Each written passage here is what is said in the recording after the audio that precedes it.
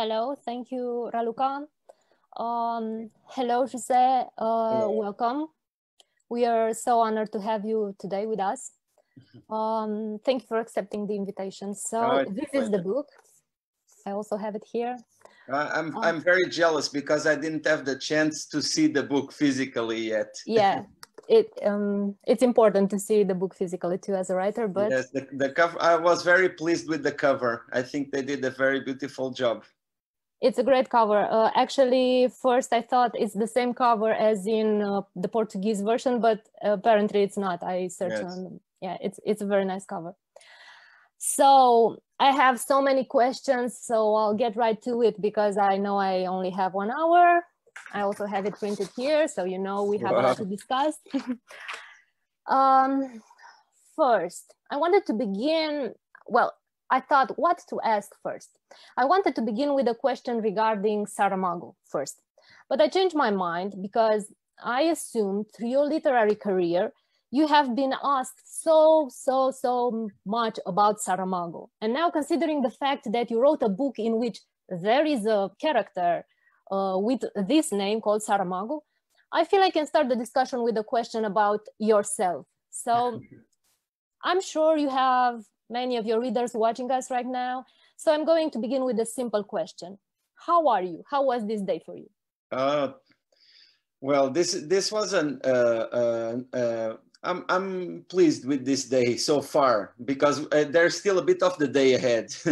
But in this last few days, I've been working on a novel. And so I've been managing my time according to this project, which is a very important project for me. And I have to make a bit of management so that I can use the part of the day in which I feel more energized to write, and then find a good space to relax a bit, to read, and then and today that's what I've done. I woke up, and then I after a while I started working on the novel. I wrote a little bit, then I had lunch, I walked my dog, which was my relaxed time, and then I worked a little bit more before this conversation of ours. That's all I've done, but I'm very pleased because since I'm so invested in this project, it feels very good when I see it going forward a bit more. I also wanted to talk to you about your new project, and that was a question on my list, but I'll come back to it later. So first of all, you feel energized to write in the morning? Yeah, most times I mean that's a bit recent. I mean that's something that has changed over the years. Okay. Before, I remember that I was not so active during the morning because I remember feeling that my speech competences, the way the words were flowing was not so good in the morning. I would rather have a whole day of using my brain and looking around and being full of input before writing. But now it doesn't work like that. Now most times I fall asleep thinking about the project I'm currently working in, and then when I wake up in the morning, I'm already I'm fully ready to start working. And usually I do most of the work most times till lunch. After lunch, I still do a lot of work, but not exactly writing. Let's just say for our viewers that in Portugal it's 5 o'clock, and in Romania is 7 o'clock, because I asked you about your day and you're saying, of course, that your day isn't over yet. This is natural light, actually. Yes, great. Well, this is not. Okay. So we will talk a little bit later about your new project. Now I wanted to ask you a little bit about your new book, your latest novel. If you can tell me a little bit about the process of writing this book. I know you published it last year, but I'm wondering stuff like, how long did it take to write it? Do you need to work on documenting facts before writing? Mm-hmm. Did you have a plan? Did you have a plan? Was it a hard thing to work on it? Mm. Yes, well, that novel, it comes in the it comes after this idea that I've been working for a few years, and it all started actually with one novel that I know that you know, which is Piano Cemetery. Of course. And it all started with that novel, because that novel, it was the first time that I introduced a character that was not part of my life, but that I got from history in a way. In that novel, it was Francisco Lázaro. And after that, I've been writing some other books that unfortunately are not available in Romania yet. I hope that someday they will reach Romania. I'm also sorry about this fact too. No, I mean, now we are going in a good way, because this book was just published, and last year I was in Romania, and I'm very positive and optimistic about the future of my books in Romania, to be honest.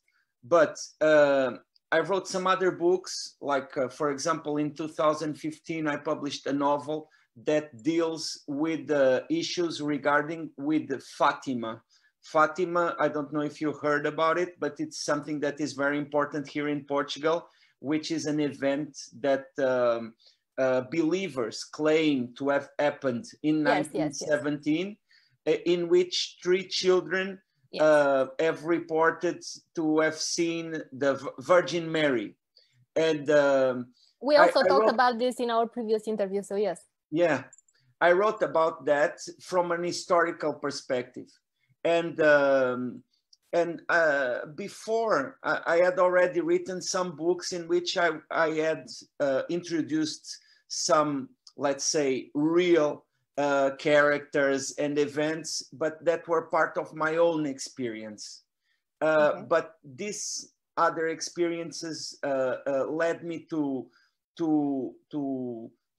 feel interested to use characters that are not necessarily part of my experience, but that are part of history, and to make fiction out of them, and to mix them with fiction, and to cross those frontiers, and so and that's a bit how I got to Saramago, because I had a project that I didn't complete, that was based, that was the idea was to write a book of short stories in which each story had a character, an important character of Portuguese history. And the last one was Saramago. But Saramago was so different from other characters, which were sailors and kings and people from Portuguese history, because I actually had known Saramago. He was someone who had been very important to me, and he was still very close. Even though he passed away in 2010, but he's still very present. And so that idea, after a while, I realized that it was much stronger than the idea of just writing a short story. A short story, right. And I kind of started to develop it in my head to become a novel. But with that came all the problems of writing a novel with a character that is at the same time related to someone so important here in Portugal, and also someone so influent and so participant in our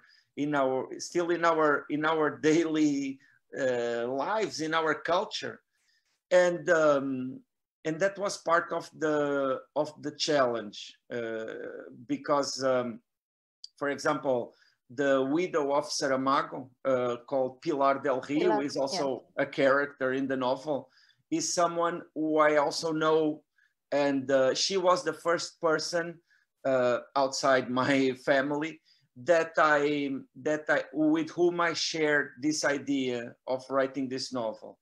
And it was very important for me that she would understand what I wanted to do. Fortunately, she did, because also she is someone very related with the literature, and she did, and that's how it all started. But then it was a bit difficult because of these ghosts that kept crossing my mind, such as readers of Saramago, people that are very close and related with Saramago, also my own need and my own goal of doing an interesting portrait of Saramago, and it took about 2 years to write, since I started writing it. It was, I have to say, a bit painful. The novel I'm writing right now, even though it also goes a bit in the same way, it also deals with biography and fiction, and I became very interested in this frontiers between history and literature, but I'm much more at ease with writing it right now. So you mentioned again the novel you're writing right now, so I'm just gonna go ahead with your questions and just ask you to tell me about the novel you're writing right now. Because I'm curious. No, the thing is, the novel I'm writing right now is most of what I have in my head. For me, it's an interesting exercise to develop some ideas about this Autobiografia novel. Okay. Because it's already in the past. And okay. I have even, actually, I've recently even published a poetry book. I know. Which was a very interesting project, because it was a book that was completely not planned. I wrote it during quarantine. It this year? Yes, I wrote it during quarantine from March to June. It's called, it's the first time I'm translating the title in English. It's called something like Return Home, something like that. But well, this novel, Autobiografia, it's still very, very important. It's still very close to what I'm to my concerns and to what I'm writing. One funny, interesting thing is that there were a few editions of this novel that were supposed to be out during a pandemic, but they were postponed. And so right now this novel is only published in Portugal, Brazil, Spanish-speaking countries, and Romania. Yeah. And in all these countries, the novel has exactly the same title, Autobiografia, because the word is the same yes. In all these countries. Yes. I've noticed, yes. It's wonderful. Yeah. Now that you've mentioned, do you know anything about new translations? Do you have discussions about translation in other languages with this novel? Oh, yes. Unfortunately, I did not have any contact with the Romanian translator, because those contacts, they mostly depend on the translators. If they feel the need, or if it's interesting for them to have that contact, I'm available. And sometimes I have, I had some contacts with translators that are incredible. For example, I've been for the last at least 3 to 4 years, I believe, exchanging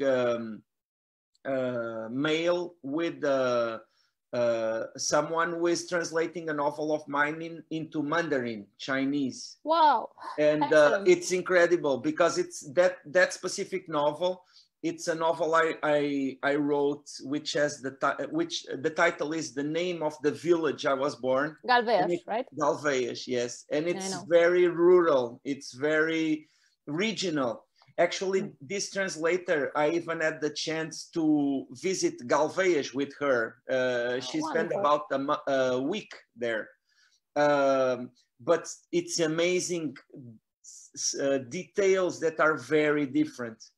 But I guess that this specific novel does not bring that kind of challenges. Autobiografia is a novel that that is a bit more urban. It takes place in Lisbon. Also, the subject, it's probably a bit more universal also, since it deals a lot with the writing and literature and the challenges that both readers and writers face. I did not have any exchange with the Romanian translator. Actually, even the Spanish translator, with someone who has translated a lot of books of mine in the past, and I'm very close with him, he only asked me like 2 or 3 things, because and especially because some choices that he had to do, because Saramago is a very Iberian figure. Even though he's Portuguese, he spent a lot of time in Spain and Lazaretto, right? Yes, and he has a strong connection with Spain. And there are a few words, a few expressions in the novel that in the Portuguese original are in Spanish, because it made sense, and because I wanted to have that flavor in there. And we even with the Spanish translator, we only just briefly debated that detail. So just a few things about the translations. The translation, if you're curious, the Romanian translation is wonderful, and everybody agrees it's pretty great. Wow. And the name of the translator is Simina Popa. So she did a wonderful job.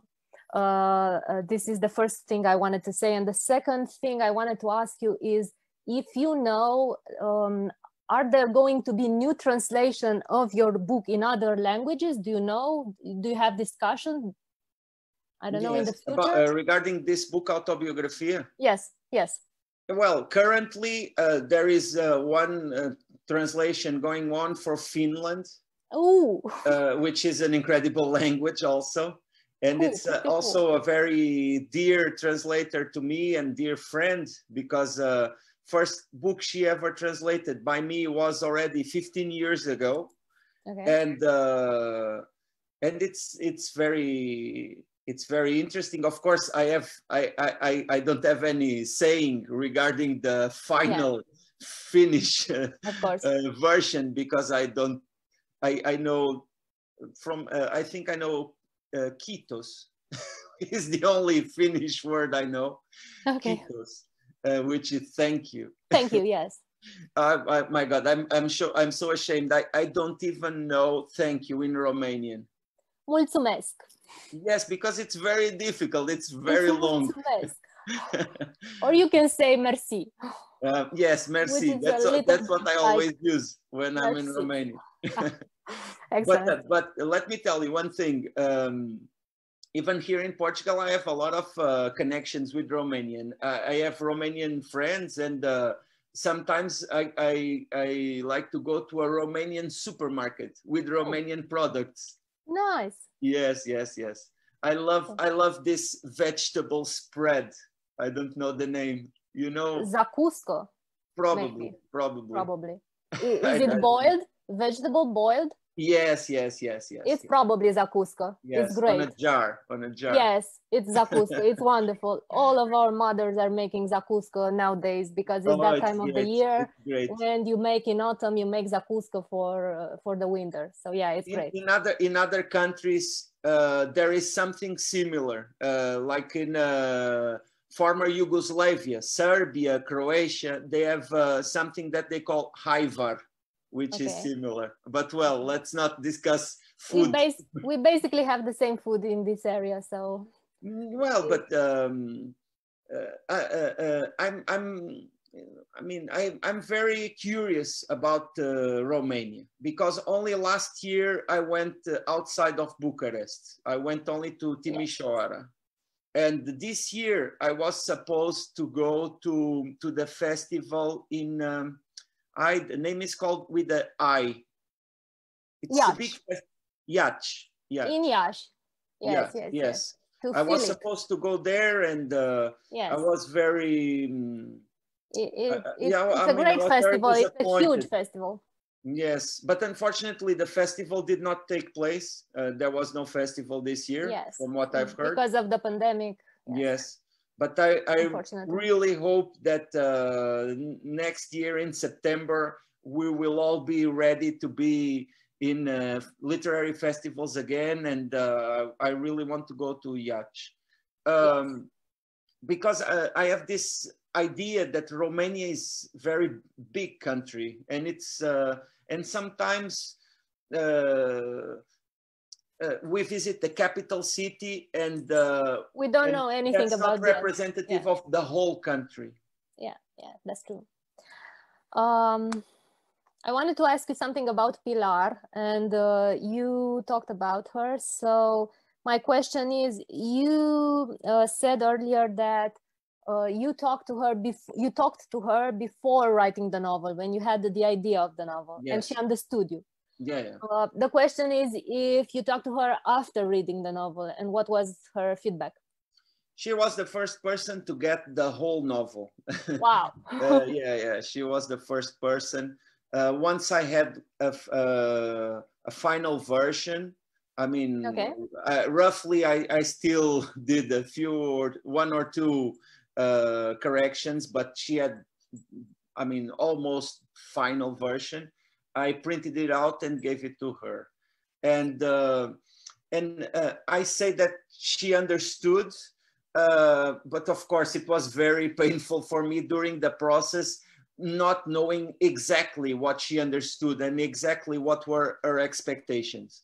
But after, and once she read it, I realized that she really had she was even, I mean, she was so much more wise than I was, because of course she would take it as a literary game. That's how she took it. Because even though the novel has all these specific names, her name, José Saramago name, and other names and places, she knows so much more about Saramago than me. She could never, I mean, she would never take it as a truthful and faithful description of José Saramago or their worlds, because even though I had the connection with Saramago, because I met him in 2001 when I got the award with his name, and I met him on many occasions. We flew together abroad. We participated in literary festivals together. I was in his house. We had a great number of conversations which were incredible for me, but that cannot be compared with the relation between Pilar and Saramago, which is amazing. Usually I have said a few times to Pilar, and I know she understands it the right way. I have said her, "You are Saramago," because that's the connection they have, and they will forever have. That's great. That's excellent. So you began your writer career with a very important prize. You published, I think it's pronounced Niniu Moliar. Yes, very well. In 2000, and you received, as you previously said, Premio Literario José Saramago in 2001. You published then Cemiterio de Pianos 7 years later. Also, Saramago was saying about you, and this quote is everywhere: Peixoto is one of the most surprising revelations in recent Portuguese literature. I have no doubts that he is the safe promise of a great writer. So my question is, how difficult was it? Wow, you know it by heart. Yeah, well, I'm actually reading it. I don't know, okay, so okay. maybe stuff by heart. So the question is, how hard was for a young writer to win such a great prize and to have such a responsibility on his shoulders? Well, now looking back, I feel that I did not have the real notion of what it represented. I was a bit unconscious. I was not totally conscious of what it represented, and that was luck, because because if I was really and deeply conscious of what it represented, it would probably be paralyzing. You know, I would probably be too scared to make something. Yep.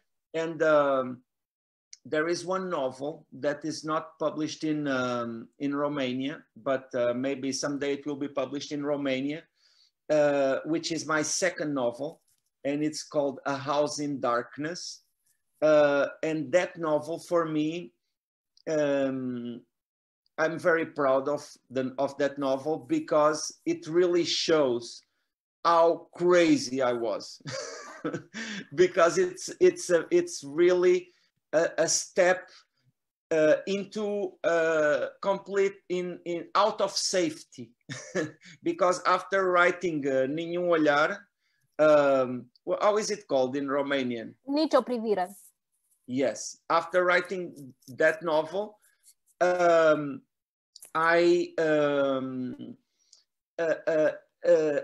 wrote something, which is that other novel called The House in Darkness, which is completely different, and it's a very violent novel. It's a very risky novel, but I feel proud for taking that step so bold, and it really shows how I was not planning to follow a path that I knew that would be safe, and that's it. I mean, then life happened. Then I wrote other novels. Each one of them is like a piece of a puzzle. It's like a step on a way.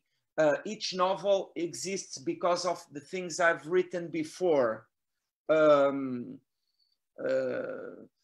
This novel, Autobiografia, when I started telling you how I got to it, I had to mention other novels that I've written before, because it has always been like this. One step takes you to the next step, and yes. I always look back, and I always try to expand a bit. I always try to go a little bit further. So going back to Autobiografia, I just want to let the readers know a little bit about the book without tearing apart the mystery. The readers who haven't read the book yet, but they want to read it. So we are in Lisbon, it's the 1990s. There's this path of José, a young writer in the midst of an existential crisis, who intersects with that of a great older writer, which name is José Saramago. Yes. From the relationship of the two is born this story in which the boundaries between fiction and autobiography are diluted to extinction. The young writer, the José young writer, finds himself in the position of writing the biography of the older writer, but it's very difficult for him to do that. So that was the introduction. What was your intention in constructing the special, unique universe of this book?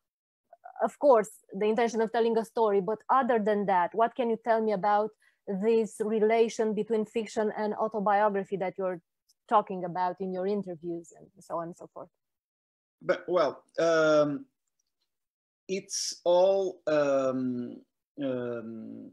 condensed in the title, Autobiografia, which is a title that can, the way you read that single word makes all the difference. If you read it as a sort of an irony of a provocation, or if you read it literally. Okay. But there is no instruction on how to read that word. So it's up to you, it's up to the reader. But of course, once we get into the book, we get to see that there are a lot of elements that come from what we call reality, starting by this character, José Saramago, which is nothing more than the most famous Portuguese novelist of these recent years, or probably from all Portuguese literature. And then there are other aspects that we see that are related with Portuguese history and with even with the work of this writer. And so there is also another element that might be interesting, which is this other character that is also central in the novel, also called José, and it's there for everybody who has the book in their hands that the name of the author is also José. That's also an element. And so my idea to create this kind of labyrinth of reality and fiction, of history, memory, and creation, is to explore those frontiers, and to bring them to discussion, because this discussion, it's very central to literature in a certain way, and also it's fundamental if we think about it in the way we perceive life and in the way we perceive ourselves, because starting by one narrative, there is one narrative that we all develop, and that is so strong, which is our own memory. Okay. The way we interpret the world, the way we interpret our experience, and the way we keep it and carry it and make it our own identity. And continually changing. Sorry? And continually changing. Yes, and continually changes, is continually also being distorted. Yes, that's what I was saying about. Yeah, and so it's but it changes in several ways, and one of them is part of our own frailty, part of our own incapacity, and it's interesting to. It's also so it's not only the frontiers between literature and history, but it's also the frontiers between literature and life, between biography and life, between the vision that we have of ourselves and of others, and who we really are and who others really are. Okay. Me as a simple reader, one that also read some of your other novels, two of them, three if we count Moreste-me, I can notice by reading Autobiografia, I can notice kind of a turning point in your life as a writer, because this book is very different from your other books. I repeat, I haven't read other books, just what's translated in Romania. And of course, maybe I'm not the only one who says that. I also asked some of my friends who already read Autobiografia, and I asked them, how was it for you? And they say, wow, it was so very different from what I read before from this author. So I'm curious if you have received this feedback from other readers in Portugal, for example. Yes. I got it. I got it very directly in media reviews, reviews from newspapers. Okay. That was specifically pointed in most reviews that the book got. And it's true. It's very clear, because even in terms of the way language is used, not only the way the structure is conceived, but also in the way the language is used, the tone, the way the characters are built, their worlds are also very different. All these differences, they exist also for different reasons. I feel that in terms of style, the way it was written, there is a bit of an influence of the readings that I did from Saramago. Yeah, of course, that I had read a lot of Saramago before writing the book, but I have written a number of books that I hadn't read before, and I never tried to do an imitation of the style of Saramago. I mean, I was very strongly trying not to do that, because I feel that it would be ridiculous, and it was doomed to fail. Okay. But I also feel that some of it probably went implicitly, not exactly something that can be compared with what Saramago has written, but something that came from there, something that was influenced by those readings. Because throughout the whole novel, I have always been reading Saramago's texts, not only novels and fictional texts, but also other kinds of texts. About this, mentioning that you continue to read Saramago's texts while writing the novel, I was witness, not maybe I was witness, but I read on the Facebook this thread of comments. Somebody asked me how was the book for me, and another friend of mine who already read the book and who's also a writer, is from Romania, Teo Bobe. He answered to that person and he said, I think you should start reading Saramago or rereading Saramago if you want to better understand everything in this novel, in this Autobiografia novel. Now, my question is, does this novel work in the same time for a reader that maybe doesn't know anything about Saramago or hasn't been reading Saramago, or do I have to have a degree in Saramago's literature to better understand it? Well, my intention was that it could be read by people that don't know Saramago's work at all. Okay. But of course, since there are so many connections with Saramago's works and even with Saramago's books, and Saramago's characters, right. Since there are so many connections, there is a deeper level of understanding if people have read Saramago and have those elements and those that knowledge still fresh in their heads. This novel, Autobiografia, can be very directly compared with a novel by Saramago in terms of concept, which is called The Year of the Death of Ricardo Reis.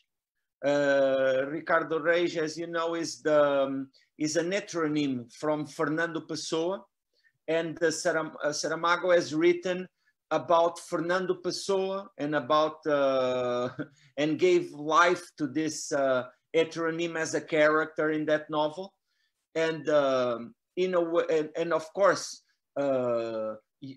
if you know Pessoa's work and you read that novel by Saramago,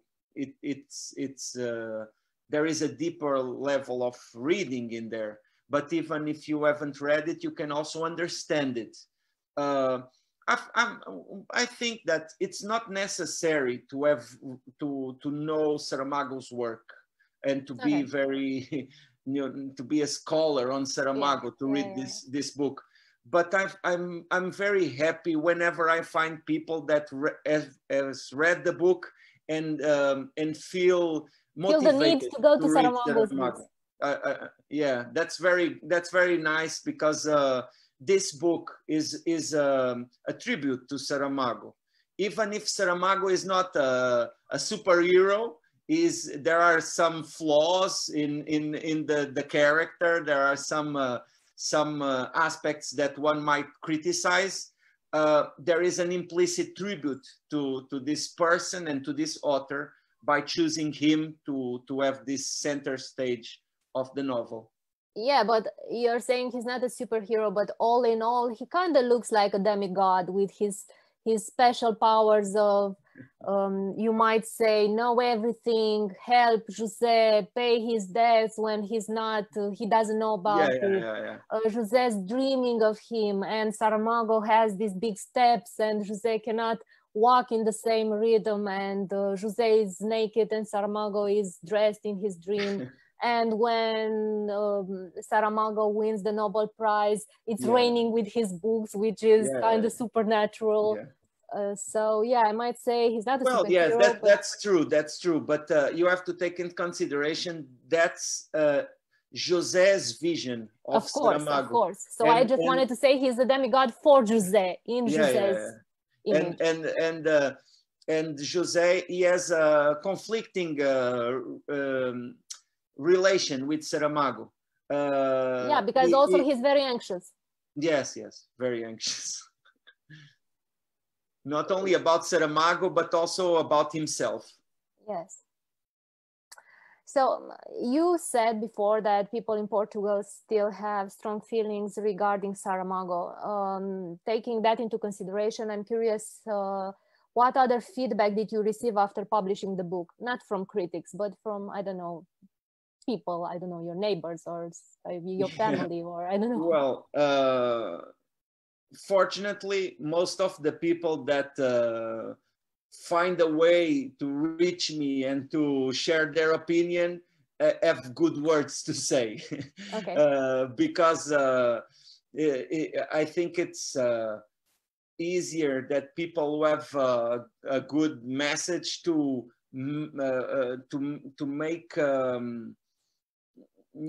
to have this to make this effort, because it would need to be a very strong negative vision to find me and share that those points. So most of these ideas are positive, but let me tell you, I have been doing presentations of the novel in Portugal, from one corner to another, and I've met a few people that strongly dislike Saramago. That is also an important thing here, because Saramago was a very controversial character in many aspects.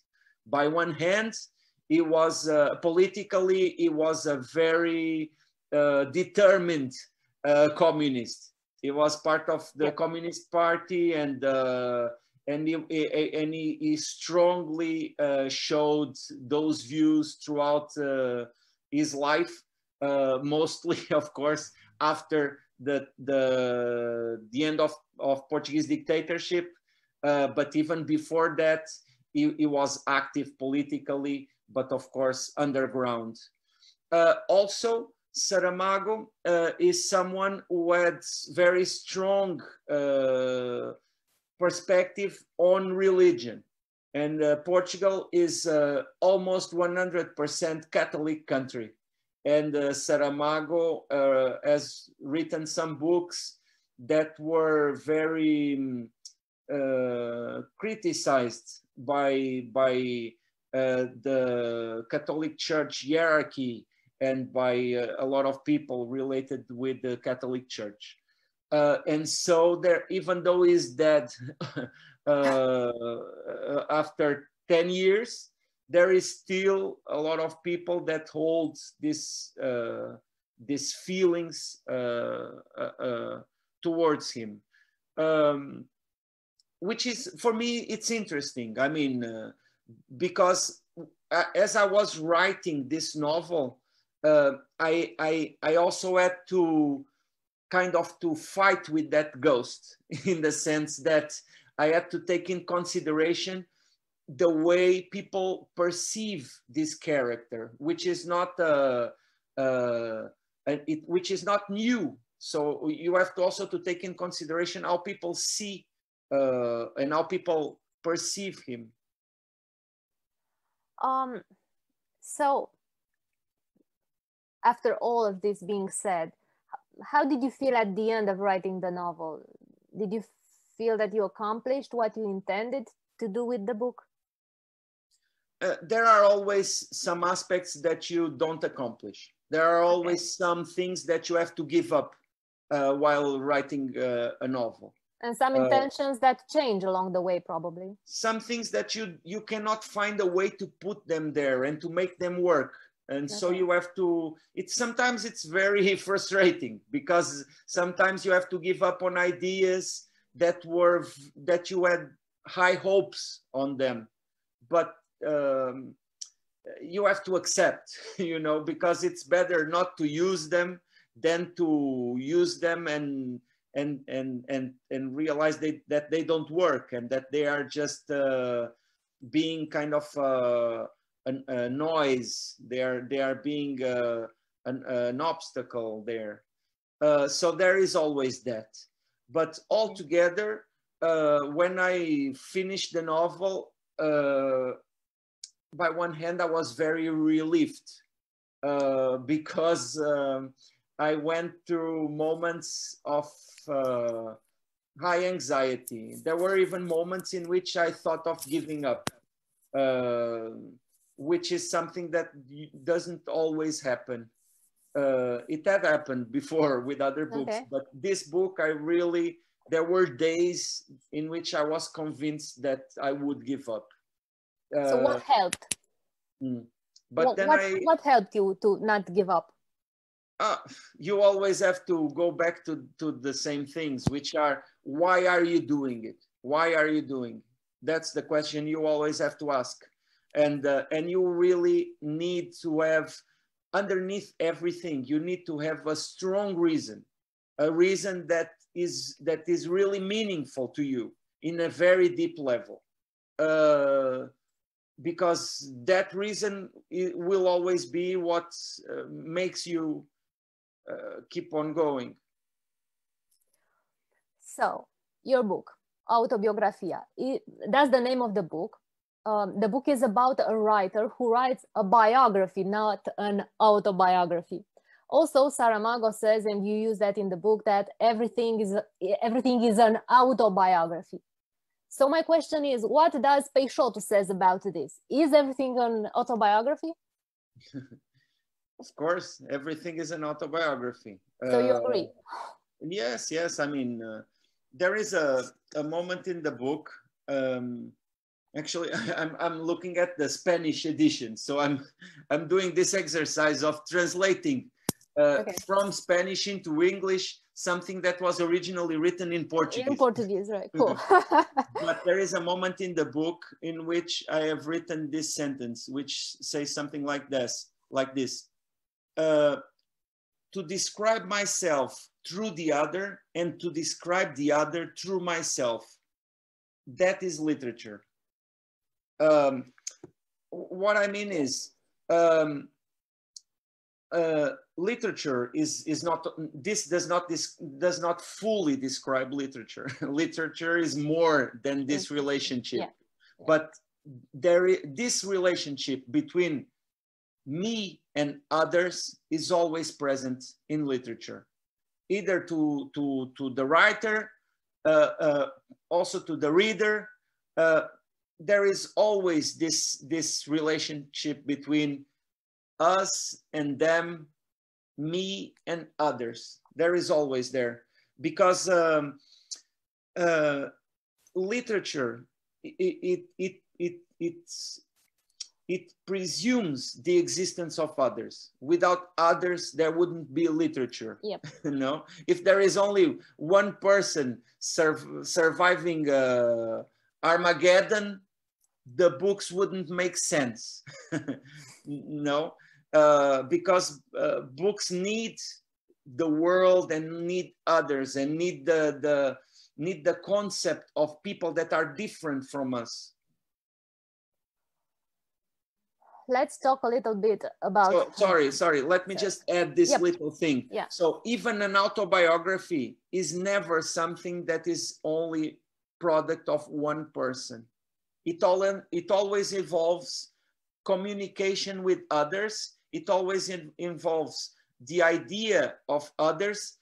And even if you are writing about yourself and you know that you will burn those pages after you write them, you are even in that extreme situation, you are having a dialogue with yourself. There you divide yourself in two. Yep. And you are talking from one side to another. Sounds interesting. I have to think about this. I wanted to ask you something, because we are nearly at the end of our discussion. Maybe we will stay 2 or 3 minutes after 8 o'clock or after 6 o'clock in your time, if you're okay with this. Yes, yes. I wanted to ask you about how's the situation with the pandemic in Portugal, first of all, and how is the cultural sector affected by this? I don't know, are there any book presentations again? Or... Well, in September, there was the Lisbon Book Fair and the Oporto Book Fair. Okay. So that was an interesting thing. Okay. And it was hopeful for a lot of people. Okay. Of course, these book fairs, they did not take place exactly in the way they used to take place in previous years, but still it was a sign, and it was very hopeful, I feel. There are not many book presentations taking place. I have participated in a few, but they are always a bit unusual, because people are all separated, and it's a bit of a dystopian picture to look at all those people separated with masks. But still, I feel that we have to find ways not to lose hope, and we have to have an active position against the what's going on, and that of course does not mean that I feel that we should put ourselves or others in risk. One side of this pandemic that is very sad, it's how it affects old people, and personally I always think about my mother, who is 78, and who I feel that is a bit like many other people, of course, who is captive of this situation, who is afraid, and who is who does not feel free. also here in Portugal, regarding a broader picture of all this, we always look at numbers, and numbers are getting a bit worrying. Right now, the number of infected people is rising every day. I think you have around 2,000 cases, new cases per day. A day. We yes. have 4,000 per day. Wow. Here in Romania. Also, well, Romania is much bigger country. How much is the population of Romania? Around 20 million, okay. Maybe we're not 20 million here now. Well, so it's about double population and double cases, because yes. here it's 10 million people about yes. that. Yes. Well, but it's very worrying, and I always try to, I mean, whenever paying attention to news, I always try to find those uplifting news, like the ones regarding the vaccines that are on their way and things like that, because I feel that we have to face this challenge, but also to not to forget to feed hope, because without hope, if we don't have this idea that tomorrow will be better than today, then it's very difficult. You were talking about that dystopian view of people sitting at the book readings, and I saw some pictures on your Facebook. You were doing some book presentation in Vigo, Spain, and you were yes. signing books behind the plexiglass wall. Yeah. And I must confess, it was really strange to see that. Yes. I think it was strange for you too, right? Yes. Actually, it was the second time I had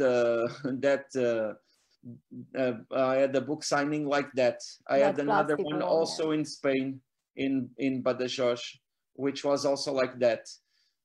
I mean, for me, I have always cultivated a close relationship with readers.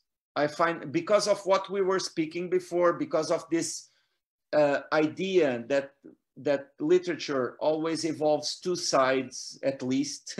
Yep. I always felt that relationship as something very important. And whenever I did presentations, or whenever I was close to people that read my books, I always tried to establish communication. And it's very strange. Hopefully, hopefully it will be something that we will remember, and that will be a memory in a few years, or I hope in a few months. I also hope that. One more thing about the pandemic, and that's it. I'm curious what helped you in the beginning of the pandemic, because I feel that for me, that was the worst time, because I really didn't, not that I know a lot now, but I start to understand what's going on. And in the beginning of the pandemic, I was really anxious and afraid. And I think many people were. What helped you get through that moment? Was it hope? Was it? Yeah, that was very difficult. Also, something that was very difficult at that time was that I had in the end of February, I participated in a festival here in Portugal, and I had a debate with the author from Chile called Luís Sepúlveda. And I think I read on Facebook, yeah. Yeah, and he was a friend from 20 years. I met him when I published my first book, and we met on many occasions throughout the world. And he was someone so full of life, and he got sick after that festival, and he passed away. That was a bit traumatizing, actually.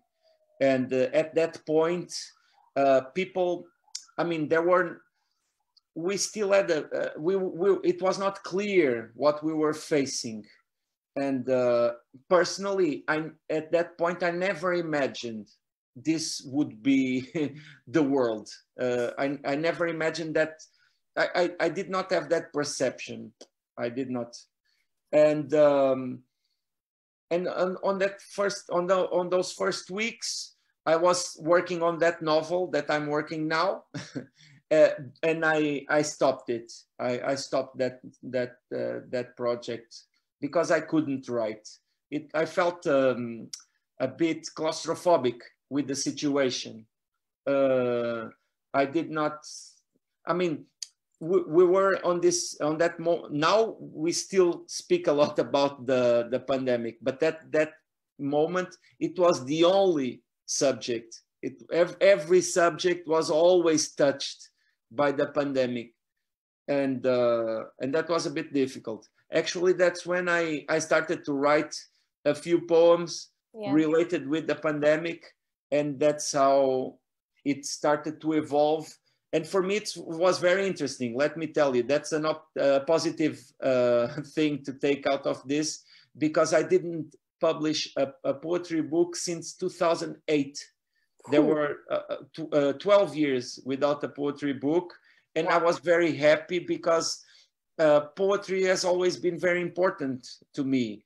Even here in Portugal, and in many occasions, people still refer to my poetry. It's still very alive, but it was there in a little corner. And after this pandemic, I had this nice surprise of finishing a poetry book. Last time I interviewed you through our emails 4 years ago, at the end, I asked you what is José Luís Peixoto doing in a parallel world, and you said he's sleeping, I hope.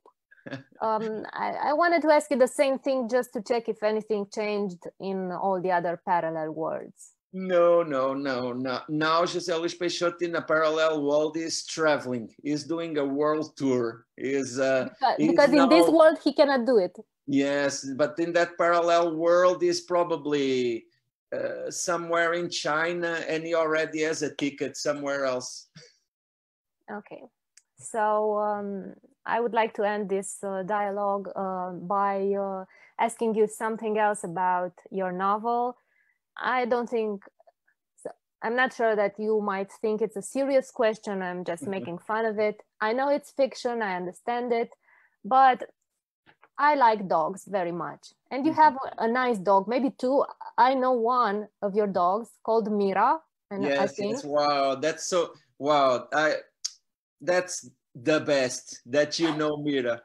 Yeah, because I like dogs, and I saw her on your Facebook page, and she's really, really nice. Unfortunately, she is not allowed to be here, so otherwise I would bring her here. I wanted to ask you if you can show us, or maybe you can tell us how is she, and also to remind the readers, or to tell the readers, that in Autobiografia there's a book, there's a character who's a dog. And in the second part of the book, José, the young writer, receives the dog as an inheritance from his friend who dies. Yeah. And I'm curious if you thought about your dog when writing that dog character. Yeah. No. I always think about several dogs, because I have many dogs in my life. There was a period in my life in which I didn't have dogs. Okay. But, fortunately, I almost forgot how important dogs were to me. Dogs are great. Because back then I did not have conditions to keep a dog. But I had now dogs again since in the last 8 years. So how many dogs do you have now? One or two? Unfortunately, now I only have Mira, because the other dog, which was called Farushko, he died during the month of June, I believe. I'm sorry to hear that. Yeah. well, he was very old and he had a lot of health problems. But it was very sad for us, actually, as it always is when a dog passes away. And Mira is young and she's adorable, and she's very well behaved, and she loves other dogs, and she's really well with life. She is really, I mean, she's embracing everything in life. She looks like that in the pictures. And she just gives a very nice energy to everybody. And that's it. I mean, I've thought about Mira and other dogs, and let me tell you, I have dogs in almost every book of mine. That novel called Galveias, it even has a whole chapter that is told by the perspective of dogs. How cool. Yeah. Well, I hope it's translated into Romanian soon. Yes. So you said you have the Spanish version of your book with you. You don't have the Portuguese one next to you, around you? I have a Brazilian one, which is the same. Okay. Would you like to read us in your language a page or a paragraph or something that you think you want to read, just to hear you reading? This is one of, I don't know, there is too much. I can see it, yes. It's like a book inside a book inside a book. Inside the book is the labyrinth. Yeah. I'll read the paragraph. Cool. I'll read the first paragraph. Perfect. It says, Saramago escreveu a última frase do romance.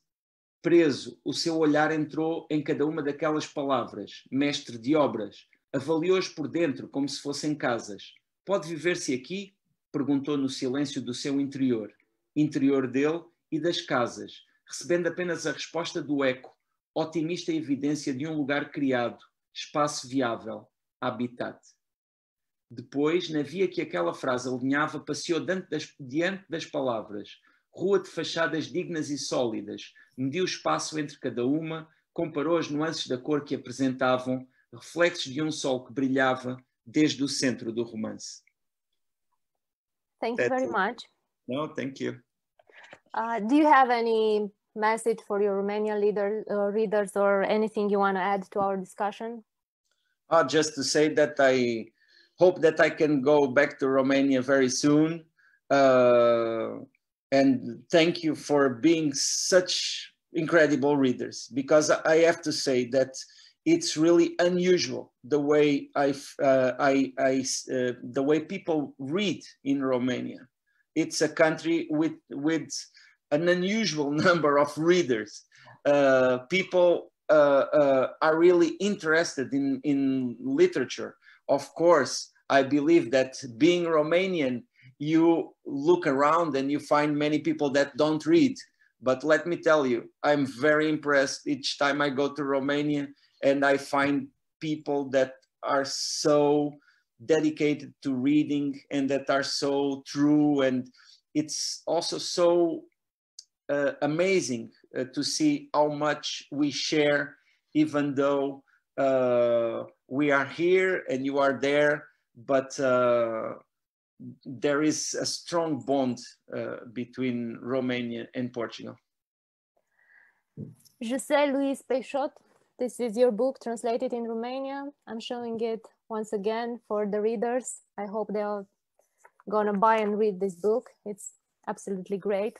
Thank you very much for being here with me tonight. And I think in Portugal too, it's going to be night soon. Maybe, I don't know. Probably in an hour still. Probably in an hour. Thank you very much. It was a pleasure for me and an honor to do this interview. And I hope I'll see you soon in Romania. I also hope that. Thank you very much, Lavinia. Thank you. Thank you. Bye-bye. Bye.